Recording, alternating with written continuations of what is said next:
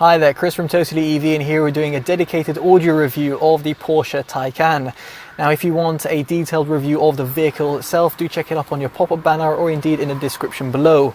And before getting into this review, if you do like our content, definitely do like it and subscribe and hit that bell notification. Now, to kick things off, we're going to talk about the audio configuration, and here in the Taycan you've got two to choose from. You've got the Bose sound system that comes with 14 speakers and a total output of 710 watts, or you've got the Burmester system that we've got on review over here that has 21 speakers and a total output of 1455 watts. 400 watts is dedicated as subwoofer alone, driving all that low-end prowess. Now, if you want the audio configuration, this is where all the drivers are, do check out our written review. We'll go into more detail about that. But effectively, you've got a lot of audio drivers positioned within the cabin, at least in the Burmester sound system, and they're evenly spaced out on the Bose system instead. Now, to connect up to the system, what you have to do if you're on Android is use Bluetooth, and here the SBC and AAC codecs are supported only. It's a shame not to see the aptX, aptX HD or LDAC codecs, and furthermore there's no USB playback, at least not from what I'm aware. But if you're on iOS and you're an Apple user, at least at the time making this video, there is Apple CarPlay support, and therefore you can plug in via USB cable via the Type-C ports found within the center armrest. Now, for you to customize and tailor the audio experience to your liking, there is the settings that you can go through via the infotainment system. As I mentioned, we've got the Burmester sound system, and here you've got a variety of different settings. Now, first off, there's these preset EQs, Pure, Smooth, Live and Auro 3D.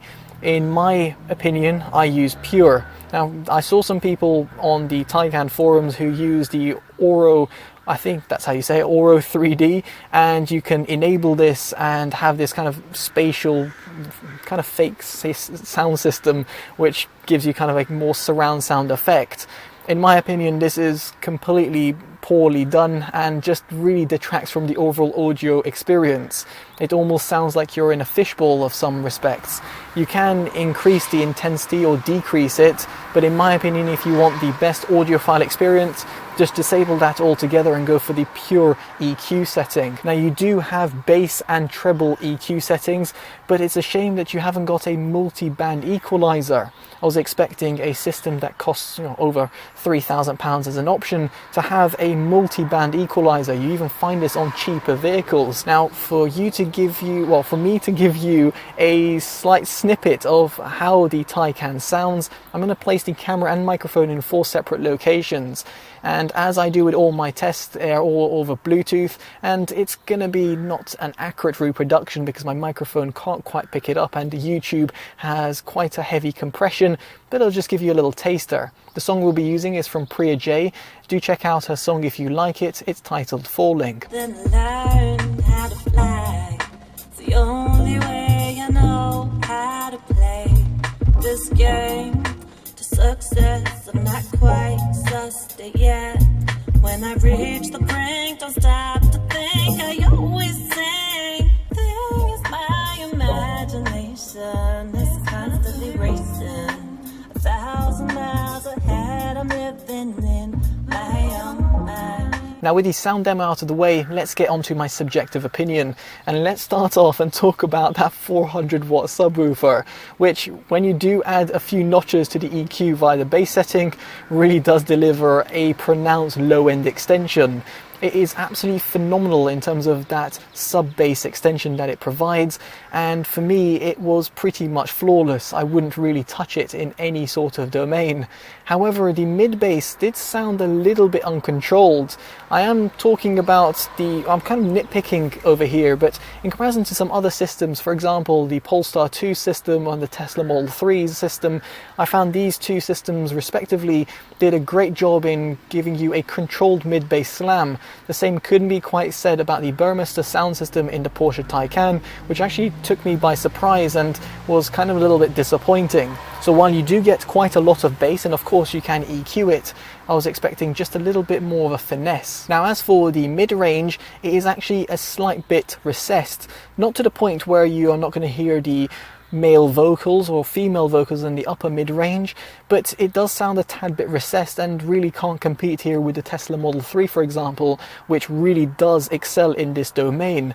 Here you can tailor up the treble EQ, but do so at your own expense of your own hearing and in terms of how much you can deal with that high-end extension, because the treble does affect the mids and the highs, and as a result, if you're going to be tailoring more than 1 or 2 notches on that treble EQ, the highs become a little bit too sibilant and harsh and will give you some ear fatigue. At least in my experience and for my hearing range, this is what I found with the sound system. Now, as for the Soundstage, I did find it a tad bit closed.